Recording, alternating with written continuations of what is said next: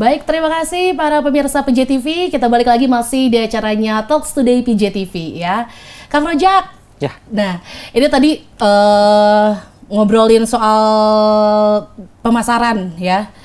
Sudah selain tadi sudah cukup ke beberapa negara, ada Jepang, Korea gitu ya. Itu awalnya tuh gimana? Gimana tiba-tiba Kang Rojak nih bisa akhirnya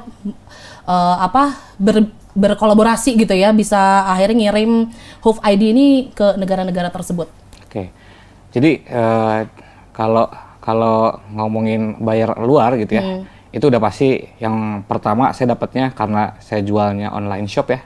Online shop kan kita nggak muncul hanya di negara Indonesia aja, pasti muncul di negara-negara lain. Yang kedua, ketika kita ikut juga pendampingan dengan beberapa dinas di Kota Bandung, itu juga ada tuh nama fasilitasnya business matching. Ada juga pameran-pameran expo. Di situ kita bisa dapetin bayar-bayar luar gitu ya. Kalau zaman sekarang sih karena sudah banyak difasilitasi oleh pemerintah gitu ya untuk business matching dan sebagainya. Itu kita tinggal siap-siap pitching dengan para buyer yang kira-kira mau nih dengan produk kita. Gitu. Karena memang ikutan acara-acara seperti itu Betul. ya. Tapi mungkin ada dari pemirsa PJTV mungkin ya yang belum seperti Kang Rojak ya. Gimana caranya awalnya terus akhirnya bisa ikut pitching itu gimana tuh Kang? Nah, jadi dulu tahun 2021 itu pasca Covid ya. Nah, dulu yang memutuskan akhirnya saya pengen mulai personal branding lah, karena kan saya dari dulu mainnya online, berarti kan saya benar-benar diemnya belakang belakang meja aja, cukup di belakang layar komputer aja gitu ya, karena COVID itu lumayan ya, bukan lumayan lagi ya, pasti merusak semua ekonomi. Semua. Nah, akhirnya nih saya begitu lihat link-link kayak pendaftaran dari Diskuk tuh Dinas Koperasi UMKM. Nah, dulu tuh ada semacam pelatihan gitu ya, ada seminar-seminar juga gitu kan. Akhirnya saya coba nih masuk daftar ke Diskuk dulu tuh. Nah, di Diskuk kita dapat banyak selain pelatihan ya, terus ada juga itu tadi fasilitas-fasilitas seperti pameran di Inacraft. Itu kan pameran-pameran yang internasional gitu ya. Betul. Yang dimana kita juga bisa nge-guide buyer-buyer luar gitu kan. Nah, setelah ya alhamdulillah begitu saya udah mulai eksis banyak di dinas-dinas terus di Bank Indonesia juga. Alhamdulillah nih di tahun ini saya juga dapat kesempatan megang amanah dari Diskuk sebagai pendamping UMKM juga nih. Wow. Jadi saya kerjaannya sekarang tuh cuman cerita yang saya laluin dari tahun 2021 sampai bisa sekarang gitu ya. Untuk grow dari sisi bisnis dan lain-lainnya ya. Saya cuman hanya senang bercerita aja sama UMKM yang ikut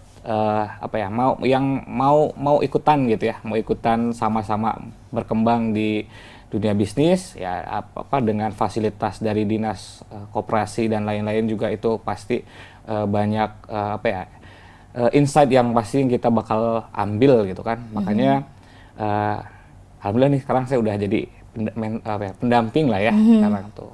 Pendamping UMKM Diskuk Provinsi Jawa Barat wilayah Kota Bandung. Wow, dari kapan itu berarti Kang?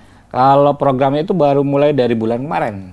Tahun yang 2025 ini. Oke. Karena itu kan memang programnya tuh tiap 6 bulan sekali itu ya. Jadi biasanya dari Juni sampai Desember biasanya. Tahun kemarin juga sama. Oke. Ada ininya. Ada programnya begitu ya. Betul. Nah, berarti kalau untuk para pemirsa PJTV ini yang punya UMKM bisa coba bergabung ya dengan dinas-dinas yang banyak melakukan pelatihan, business matching, pameran-pameran internasional. Itu benar-benar harus banget nih, daripada mentok-mentok mau cari relasi, link gitu ya. Ya itu udah paling tepat, karena semua fasilitas yang dikasih pemerintah itu adalah free, gratis, nggak mengeluarkan uang sedikit pun, sepeser pun. Jadi kita tinggal duduk manis menikmati dan kita dapetin relasi sebanyak-banyaknya. Nah Kang, ini kalau misalkan ya ada para pemirsa PJTV juga nih yang mungkin mereka juga pengen bikin brand kayak Kang Rojak gitu ya. Tapi apa yang harus dilakukan awalnya?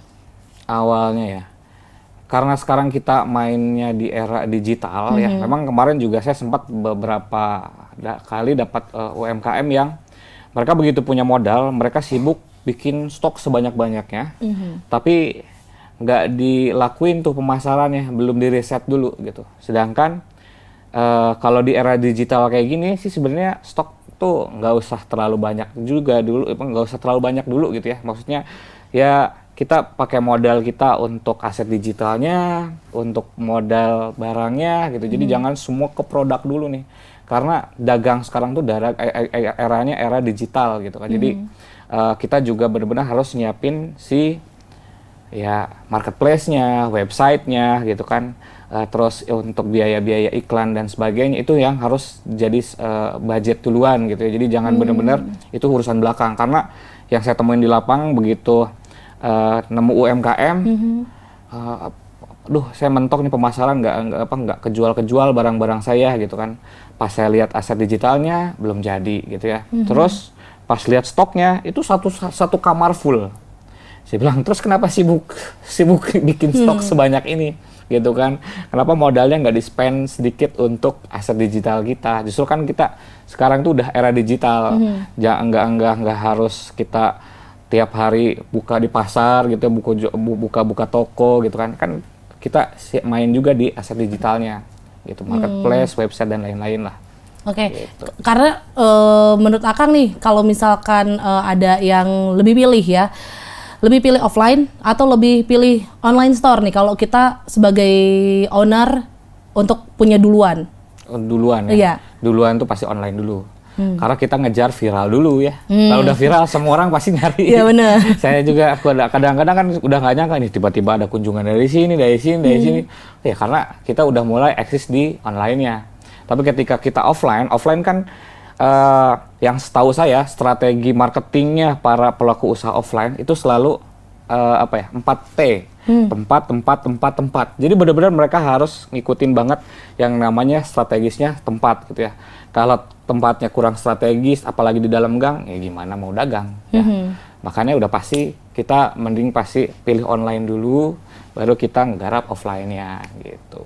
Oke, ya ini lumayan ini juga ya, sangat bermanfaat ya. Jadi memang kalau zaman sekarang karena memang era digitalisasi ya Kang ya, emang harus daripada offline karena kan kalau menurut saya tadi ngobrol dengan Akang, kayaknya memang kalau offline itu kan belum biaya-biaya lain-lainnya ya Kang ya, betul, kayak biaya listrik, karyawan juga mungkin ya. Kalau online mungkin masih bisa di take over sendiri gitu ya, ke handle sendiri ya Kang ya. Tapi kalau offline kayaknya sendiri juga bisa sebenarnya, cuman kayaknya lumayan lah flyering, berarti kan ya, brosur-brosur. Nah itu dia, jadi memang lebih banyaknya sekarang mendingan main di online ya. Kalau online sendiri ini Hoof ID pasti ada dong. Ada. Di mana tuh Kak? Nah, kita untuk websitenya ada di www.hoofid.com. Terus untuk Shopee, Lazada, terus sama TikTok itu ada di akun Hoof Official.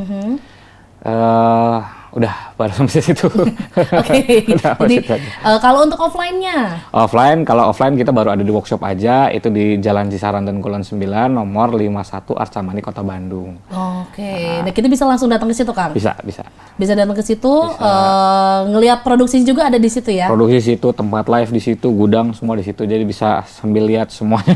Tapi boleh ya, kita datang ke sana ya? Boleh.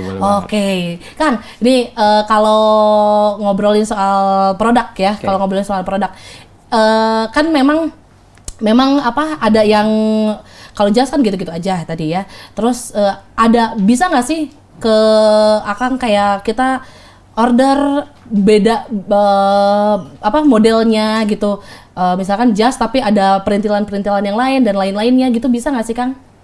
Bisa aja, karena kan kita juga memang terima custom juga kan. Tapi dan memang kebanyakan itu bentuknya nggak jauh-jauh beda dengan apa yang udah kita produksi kok. Kalau jas pasti bentuknya pasti segitu-segitu aja. Paling ya kayak kalau misalnya instansi kan suka pengen ada bordir gitu ya, ada logo, itu bisa aja gitu. Kalau Hoof ID udah ada desainernya sendiri nggak Kang? Desainernya belum. Itu kita banyaknya juga karena kita pakai AI juga kalau zaman sekarang ya, udah terbantu lah ya.